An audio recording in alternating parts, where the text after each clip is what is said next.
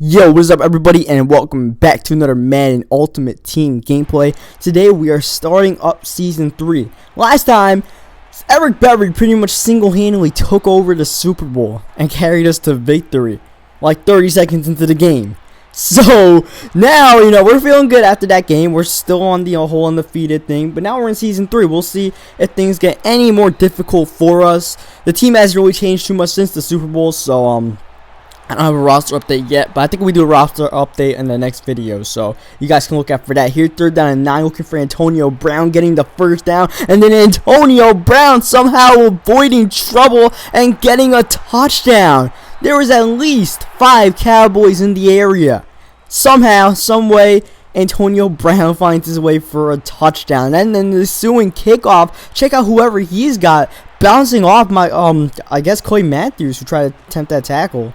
Keyword attempt, didn't make it, and now he's at midfield right away to start off his drive, and now crossing midfield with DeMarco Murray here, and that's not the way you want to start off. We just got a big momentum filling play, but here 1st down and 10, we get kind of lucky here because Vernon Davis rocket catches that one when it was intended for someone else. So it looked like they're about to get the 1st down, and then next play, he calls a screen pass, screen's not open, he tries to force something that isn't there, and we get the interception, and now we're looking alright. So that's all good. Like I said, not too much changes. So we still got the same Jamal Charles. We still got Colin Kaepernick at quarterback. I'm going to try to see if I can find a new quarterback on the team because Kaepernick is not the permanent answer to quarterback. So, I'll try searching around, see who we can find. 3rd down and 9 or 3rd down and 6. Finding Antonio Brown again for the 1st down. No, this time it's not a touchdown, but it's okay because we're moving the ball downfield very efficiently right now.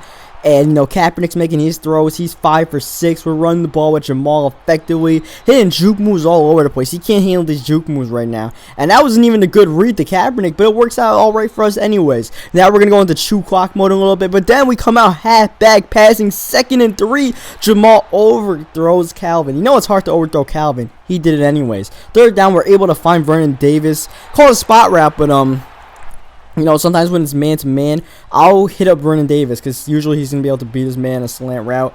And that's what he does. He beats his man and takes it for a touchdown. We're looking good here. We're looking to, just because they didn't win it, man. I don't know when the loss is going to come, but you know it's going to hit us eventually. Doesn't look like it's going to be this game, though. Doesn't look like this dude is capable of pulling off this, and especially when things like that happen to him. Tulik drops the pick, but then picks it back up right before it hits the ground. So, nice play by him, and now we go back into true clock mode. And this was a very dangerous throw, but sometimes when you're on point, man. When you're in the flow, you just end up making throws like that. I don't know if I'd make that throw again if I'm put in the same position, but I don't know. At that point, I was just feeling it, and Vernon Davis got us to the 1-yard line, which was perfect because we were able to kill almost 40 seconds of clock. Leave him almost no time to try to score. I mean, even if he does score here, I mean, it's a 2-possession game, even if he gets a touchdown, which is very unlikely.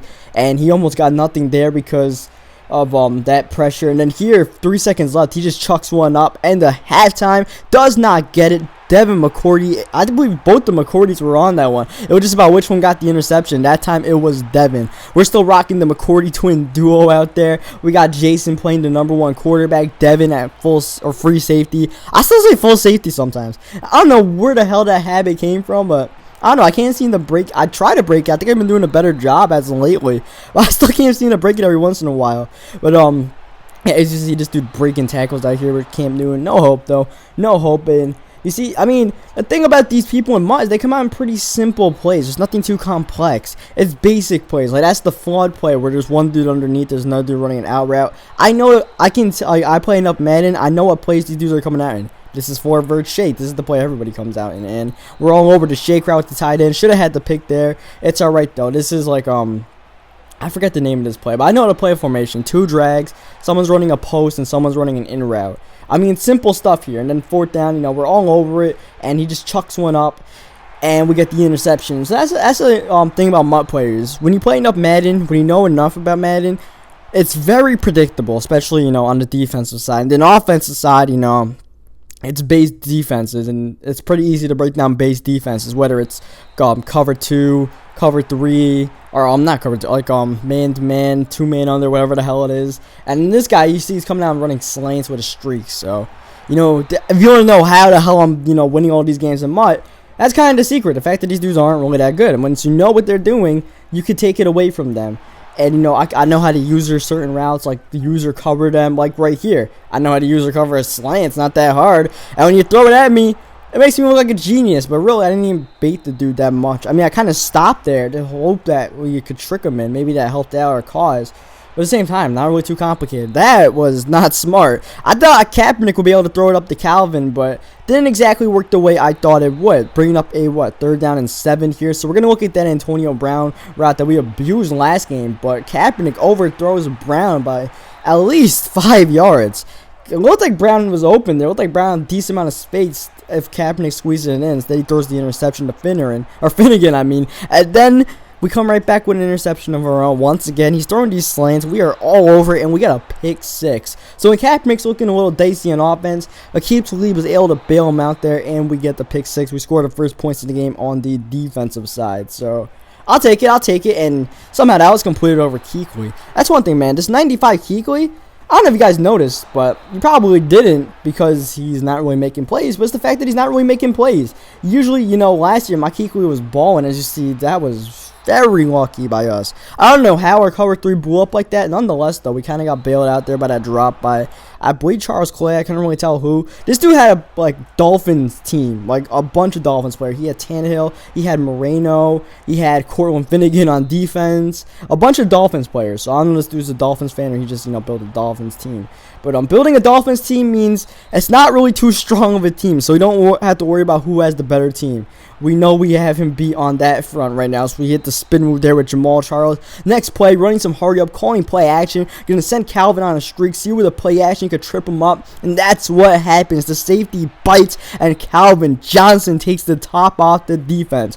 When you got a guy that big who can also be that fast, deadly, man. Absolutely deadly. And we go up 14-0 here, but he's going to try to get some points right before half. We do get ball coming out of half, so he's definitely going to want to try to get a touchdown here on this drive, maybe even a field goal, just to get some confidence going. He's forced to call his first time out there due to an injury timeout. Next play, he throws the post around the middle of the field, gets the first down, and he's moving the ball downfield. He wasn't, you know, once he stopped throwing those slant routes, you know, he started getting all right, but then it's 4 verts. Once again, just becoming very predictable. Triple coverage, not much being found there, and, you know, it's just like, all right, I'm just waiting for my dudes to catch a pick. That's the thing, man. In Madden 15, I don't know. I don't really know exactly what the count is from Madden 25 to Madden 15, how likely or unlikely it is to catch picks, but it seems like you drop more picks. Now, part of that might just be that, you know, in Madden 25, especially towards the end of the year, everybody had high overall players. So, high overall players are more likely to catch picks, I would assume. As you see there, that was a risky play. We sent the blitz at him. He had no timeout, so I figured he had to take a shot at the end zone there. And it worked out perfectly for us. He could have gotten out of bounds. He could have gotten his field goal there. But, you know, it's worth taking the chance because I was going to guard the end zone. We're going to at least have 4 or 5 people in the end zone. And if he gets out of bounds against the field goal, he was already in field goal range. So it wasn't even that much of a risk. It was a pretty, you know, decent play call there. And it worked out beautifully for us because he was indecisive. And just that little bit of indecisiveness when we sent like 5 or 6 people worked out for us. But, yeah, so I don't even remember what I was talking. Once again, this is always happening, man. I always got something to say, and I always forget what I'm trying to talk about. I try to make a point in the game, and it usually comes back to me like a minute later, but I don't think it is right now because here, 3rd down and 5, we find Calvin Johnson for the first down on the spot route here. Next play, trying to bomb the defense again. Calvin's got a step, but Kaepernick overthrows it, and Kaepernick was playing pretty shoddy this game. Last game, he was doing pretty good. This game, he was not really hitting his mark too much. Here, 3rd down and 1, we do find Calvin Johnson, but Calvin somehow is not able to get 1 yard on a drag route. So 4th down and 1, I call hurry up. And I called the same play, except we put Calvin on a zig route there. It wasn't really the smartest thing for me to do, but he came out in like, man, he came out in like all-out blitz, and we ended up getting the first down either way. And he just ends up quitting. He realizes he's got no shot at this point. Now I'm in field goal range. And, I mean, he's not going to try to play the luck game. Hope he gets a fumble, takes it for 6. He's out of here. So, leave a like in the video if you enjoyed us starting off 2-0, as well as that Antonio Brown play. Subscribe for more Madden 15 Ultimate Team, and I will catch you guys next time.